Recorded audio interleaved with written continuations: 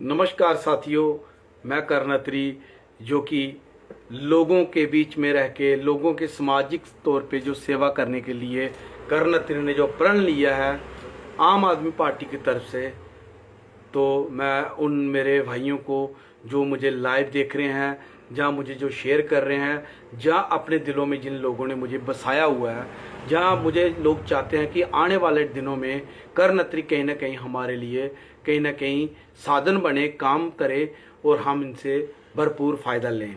मैं साथियों आम आदमी पार्टी से कर्णत्री जो कि आप लोगों के साथ लाइव आ चुका हूँ। नमस्कार मेरे साथियों सबको, और बुजुर्गों को मेरी तरफ से चरण वंदना। साथियों, मैं आज जो आप लोगों के साथ लाइव आया हूँ, मेरा लाइव आने का मकसद सिर्फ और सिर्फ कोई ना कोई मीनिंग के ऊपर होता है। साथियों, आज जो भारतीय जनता पार्टी जिसको हम बीजेपी बोलते हैं, तो वो जश्न मना रही है अपने और अपने आप के लिए ही, जिसको उन्होंने नाम दिया है 9 साल बेमिसाल।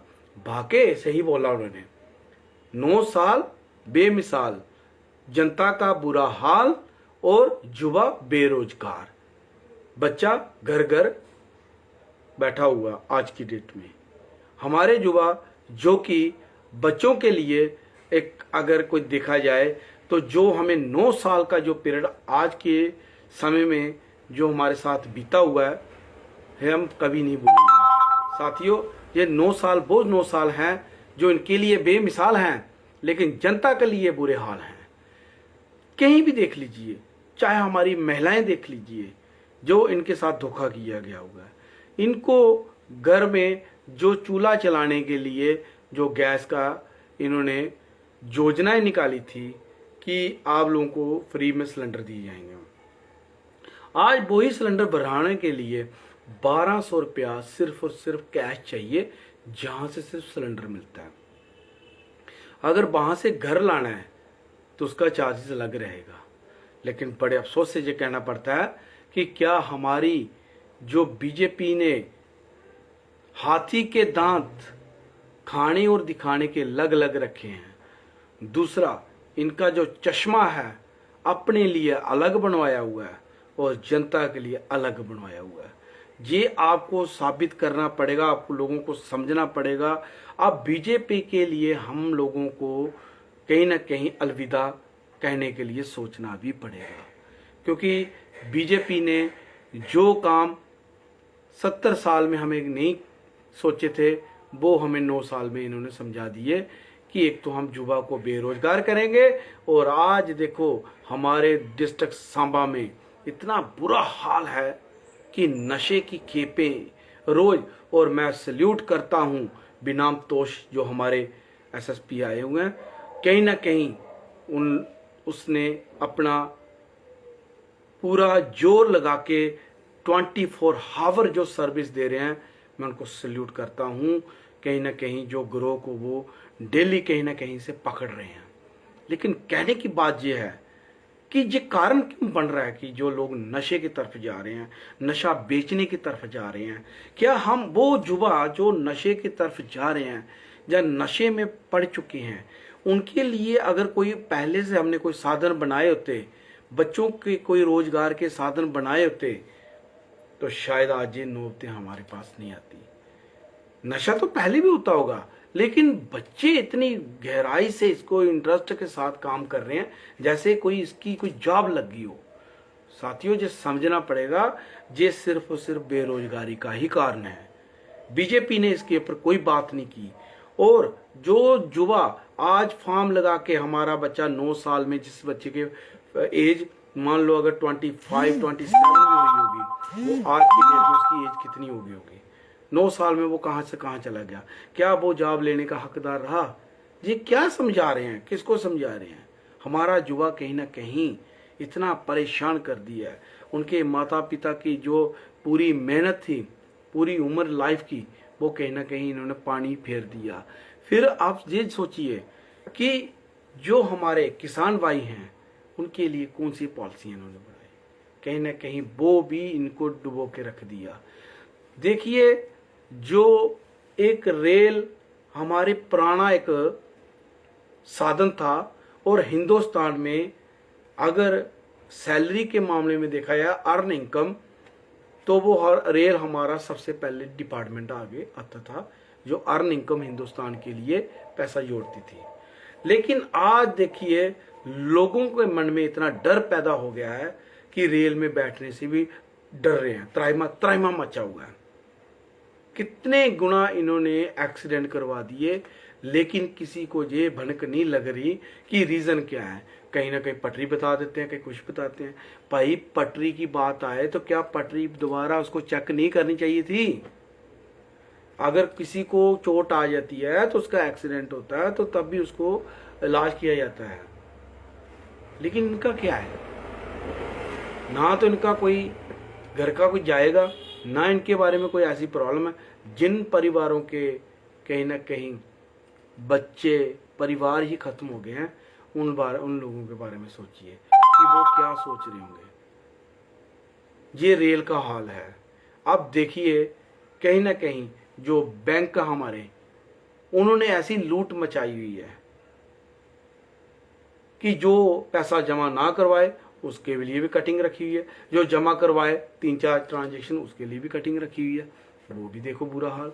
नोटबंदी जिसका कोई मकसद लग ही नहीं रहा, ये भी बेमिसाल बिल्कुल सही बोला इन्होंने, वो भी कर दिया। चलो मान लिया इनकी तरफ से नोट बंद किया, जो इन्होंने चलाया ये कौन सा ड्रामा कर दिया कि खुद ही गाड़ी में बैठ के खुद ही गाड़ी में चले गए, लोगों को बताया ये गाड़ी आपकी है। क्या ये बीजेपी ने जो नोट छपाए थे 2000 का, क्या ये अपने लिए था कि हमने आगे पीछे ट्रांजैक्शन करनी है तो मोटा नोट होगा, हमें कोई दिक्कत नहीं आएगी? अब इनको पता कि हमने बीजेपी ने दोबारा आना नहीं, तो ऐसे नोट की जरूरत नहीं, चिल्लर बना दो। अपने पैसे को इन्होंने चिल्लर बना दिया है। जब इनको पता है कि बीजेपी नहीं आएगी, अब 2000 नोट की जरूरत ही नहीं है। जब बड़े लेवल पे काम था तो बीजेपी ने अपना नोट 2000 का बढ़ा दिया। उससे साबित ये होता है कि इनको पता है हमारी सरकार दोबारा नहीं आएगी, इसलिए इन्होंने नोट बंद कर दिया और चिल्लर चलाना स्टार्ट कर दिया और आम जनता को फिर लाइनों में खड़ा कर दिया।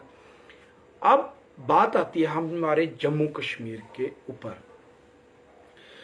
देखो साथियों, हमारे जम्मू कश्मीर में चाहे कुछ भी सोचिए, जितनी हमारे जम्मू के लोग शरीफ और ईमानदार हैं, और जम्मू कश्मीर के लोग जनता को इन्होंने कहीं ना कहीं गुमराह किया है। आम जनता को इन्होंने ऐसे डोज दी है कि हम लोगों को ये समझ नहीं आ रहा कि इनका कौन सा ऐसा जो मैनिफेस्टो जो जम्मू और कश्मीर के लोगों ने प्रोटेस्ट किया और इन्होंने हम पे इम्प्लीमेंट कर दिया। जो भी इम्प्लीमेंट किया है वो इन्होंने अपने बेनिफिट के लिए किया। 370 तोड़ना बीजेपी का मैनिफेस्टो में था, बाकी किसी पार्टी में ऐसा नहीं था। तो दूसरा इन्होंने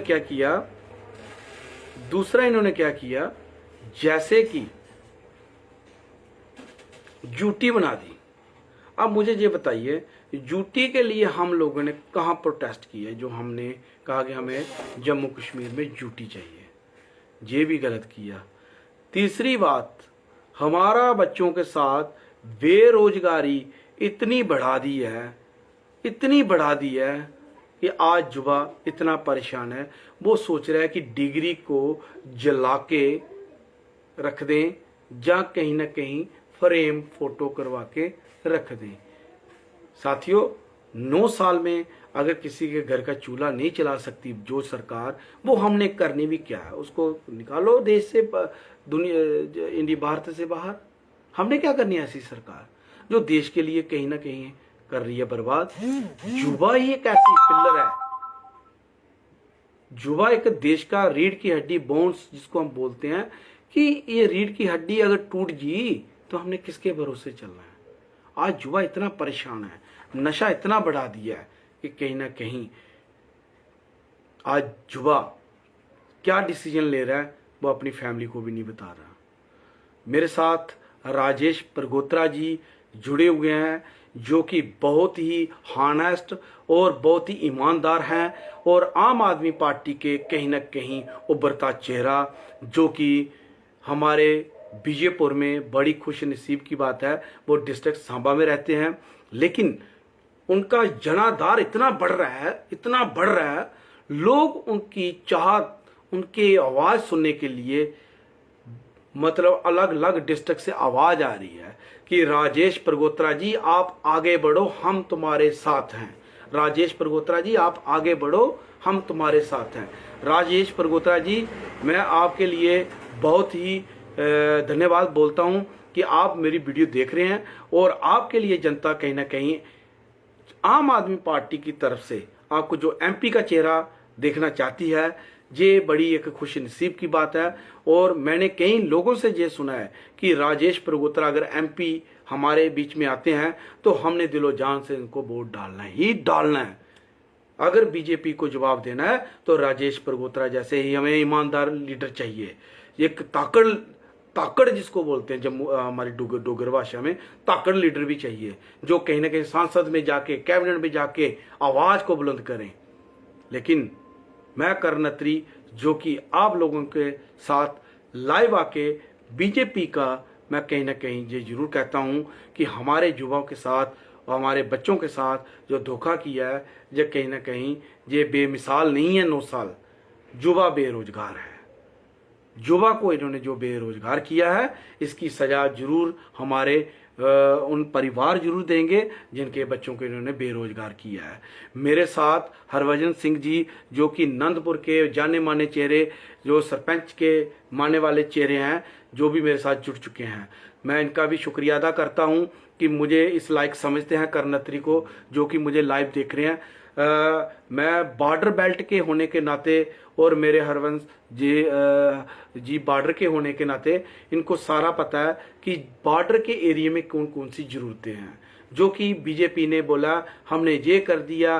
5 मरले का जो जुमला इन्होंने प्लाट के लिए दिया था, वो कहीं ना कहीं आज हमारा जो बॉर्डर का साथी है वो कहीं ना कहीं ये जरूर सोचता है कि ऐसी सरकार कहीं नहीं चाहिए जो हमें जुमला दिया कि आपको 5 मरले का प्लाट दिया जाएगा। बॉर्डर भर्ती इन्होंने खोली। मुझे ये बताइए, अगर बॉर्डर की इन्होंने जो कांस्टेबल की भर्ती की जेकेपी की, तो फिर बॉर्डर के लोग क्यों नहीं लगे? आज भी देखो कि बॉर्डर के लोग 5, 6, 10 भी नहीं निकल रहे। कहाँ से आ गई वो जो रिक्रूटमेंट, जो बॉर्डर बटालियन नाम देके इन्होंने बॉर्डर बटालियन की भर्ती निकाली थी। आप बॉर्डर का कहीं भी देख लीजिए, जो प्रॉपर बॉर्डर का एक जो बच्चा है वो एक भी नहीं लगा इनका। ये बहुत ही हैरानगी की बात है कि बॉर्डर के लोगों के साथ इन्होंने जो धोखा किया है। और आम आदमी पार्टी अगर जम्मू कश्मीर में आती है तो मैं ये आप लोगों को वादा करता हूं कि बॉर्डर की रिक्रूटमेंट बॉर्डर के एरिया में होगी, पहले भर्ती होगी फिर जाके बात होगी। ये लोगों के साथ गुमराह करना छोड़ दीजिए कि आप लोगों को बॉर्डर की भर्ती होगी, लेकिन बॉर्डर की भर्ती के नाम पे इन्होंने अपने घर के ही बच्चों को लगाया। आम जनता को कहीं ना कहीं बॉर्डर के लोगों को फिर त्राहिमा मचा हुआ है और बेरोजगारी मची हुई है। तीसरा, आज देखो कि इन्होंने एक नोटिस निकाल दिया, जो हमारे जम्मू कश्मीर के जितने भी बच्चे थे वो कहीं ना कहीं अगर हायर एजुकेशन लेना चाहते थे तो वो हायर एजुकेशन तभी मिल पाती थी जब वो कॉलेज में जाते थे। यही, और जो गरीब परिवार थे वो हमेशा यही सोच रखते थे कि हमारे बच्चों को एजुकेशन अपनी ही डिस्ट्रिक्ट में मिले। लेकिन साथियों, बड़े हैरानगी से ये मुझे बोलना पड़ रहा है कि इन्होंने आज एक ऑर्डर निकाला है। थोड़े दिन पहले इन्होंने एक कॉमन टेस्ट, जो एक जूट का जो टेस्ट था वो निकाला और पेपर फिल फॉर्म करवाए। बच्चों के पेपर रिजल्ट आने से पहले ही इन्होंने फॉर्म फिल करवा लिए, वो बिजनेस अलग किया। फिर बच्चों को नोटिफिकेशन ऐसा कोई नहीं निकाला था कि आप लोगों के पेपर आउट ऑफ स्टेट होंगे, वो भी इन्होंने करवा लिए। फिर वहां पे 50% से कम बच्चे पहुंचे।